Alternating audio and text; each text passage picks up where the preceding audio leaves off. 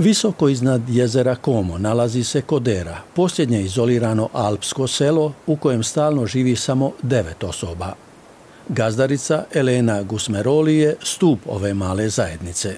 Do njezine gostionice se može doći na samo 2 načina. Prvi je pješice, 2 sata hoda. Treba apsolvirati 2600 stuba. La zavorra che raccolgo quando sono giù in bassa valle mi sembra di abbandonarla per strada facendo fatica, capite? È bellissimo. Arrivo a Kodera e mi sento alleggerita.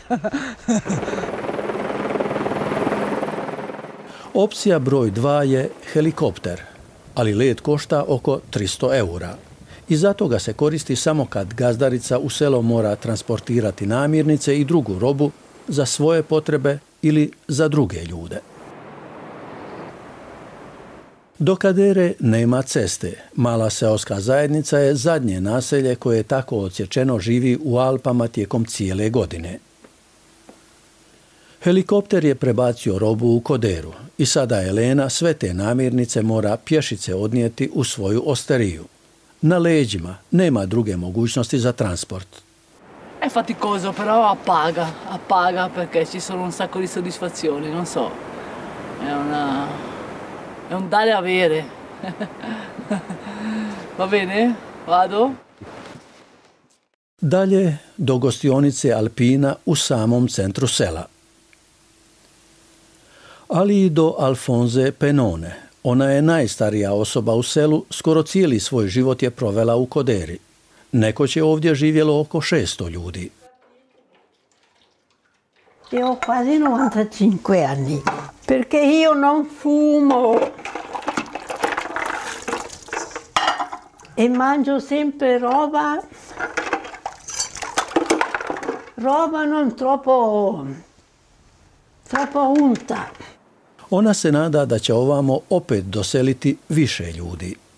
Sarebbe bello se costruissero una strada, perché qua c'è tanto posto, potrebbero fare tante case ancora e vivere un po' di gente anche qua. Speriamo che la facciano presto. Alfonza u svakom slučaju želi ostati ovdje u svom rodnom selu visoko iznad jezera Como. A za to vrijeme se Elena bacila na posao u kuhinji osterije Alpina. Zahvaljujući društvu prijatelja Kodere, njezin lokal radi tijekom cijele godine i dobro je posjećen. Qua il sentiero fa una selezione, no? Perciò c'è gente, ma una gente che è più predisposta verso la montagna, apprezza di più, deve fare una fatica per arrivare qua, quindi deve guadagnarselo questo luogo, capito? E questo è quello che mi piace. E se la gente del posto vuole una strada e un domani faranno una strada, non sarà più il mio posto, ma comunque rispetto la gente del posto se vuole la strada.